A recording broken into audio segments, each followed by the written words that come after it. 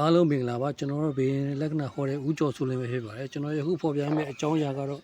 လက်ဖွားပြင်ကိုဖြန့်ကြည့်လိုက်ပါဘေးဆူရဲ့လက်ဖွားပြင်ဖြန့်ကြည့်လို့လက်မလက်ချောင်းတွေနဲ့60ဒီဂရီခန့်ကွာဟာပြီးရှိပါကထိုးသူကလွတ်လပ်စွာရက်တီနေထိုင်လို့တက်ကြတယ်ထက်တန်းမြင့်ရှိပြီးတော့စမ်းဆောင်ရေကောင်းလည်းရှိတတ်ကြပါတယ်ညှတာတဲ့အမြင်လည်းရှိပြီးတော့စိန်ခေါ်မှုတွေအတွက်လည်းအမြဲတမ်းအဆင်သင့်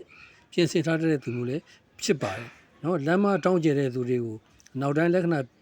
ပညာရှင်တွေကအောင်မြင်မှုတွေကိုဖန်တီးနိုင်စွမ်းရှိတဲ့လက်တွေလို့ယူဆသုံးသပ်ကြပါခင်ဗျာကျွန်တော်ရဲ့ဗီဒီယိုလေးဒီမှာပဲနေကုန်းချိုးရပါတယ်ကျွန်တော်ဒီပင်လက္ခဏာမင်းများဆက်သွယ်လို့ဘောက TikTok account Messenger မှာဖြစ်စီဒါမှမဟုတ်ရင် Facebook account Messenger မှာဖြစ်စီဆက်သွယ်စုံစမ်းလို့ရပါတယ်ကျွန်တော်ဒီဖုန်းဖြင့်ဆက်သွယ်လို့ဘောဖုန်းနံပါတ်3909